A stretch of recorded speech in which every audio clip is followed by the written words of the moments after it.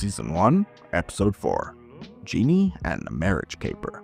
We begin with Tony informing Jeannie that his fiancée Melissa is coming over, which aggravates her, referring to her as the black-haired witch.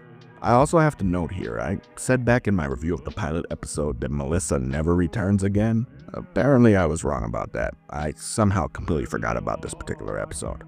Now after Melissa comes over for a bit and leaves, Tony starts preparing to cook dinner for her and her father, who are returning later that night. Jeannie insists on doing the cooking, but of course has no clue what she's doing. After making a complete mess of things, she uses her magic to conjure a full meal and disguises herself as a male Asian cook named Jeannie Kato. Just keep in mind it was a different time, and within the context of that, I think this was really funny. Not because Jeannie changed into an Asian guy, but because they didn't even bother to disguise her voice. It's just Barbara Eden's voice dubbed over to Asian actors. Where I come from, it is very common. Apparently, Tony and Melissa's wedding is in 2 days, so he attends a bachelor party thrown for him by the Air Force.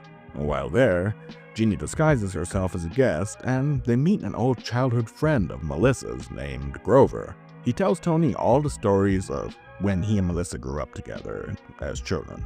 Meanwhile, Melissa starts throwing around demands of where her and Nelson are going to honeymoon and who's going to be his best man, and he's about had enough of that shit. Jeannie waits until Grover is alone and pretends to imitate Melissa's voice, convincing Grover that he should be marrying her instead of Tony, so he rushes off to find her.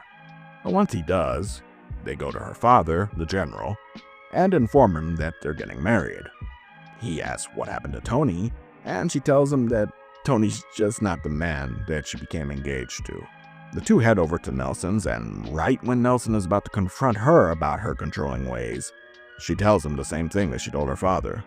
Tony accepts this, and once she is gone, he is relieved that he's finally off the hook from this engagement. End credits. So, yeah, seeing Nelson's fiancée and her father return again in this episode threw me off a bit. I could have swore that they only appeared in the pilot, but apparently this is their final appearance, both characters. And I guess story-wise, the plot of this episode makes for a more befitting departure. Overall, this was an okay episode. A few funny moments, and the rest was just kind of there to move the main plot along. I think this episode really was just kind of a filler and was just there to get rid of the Melissa and General character so that Nelson could have a clean-cut break from that story. It could have used a few more funny moments in between, but it's fine, I suppose. I give this episode a 6 out of 10.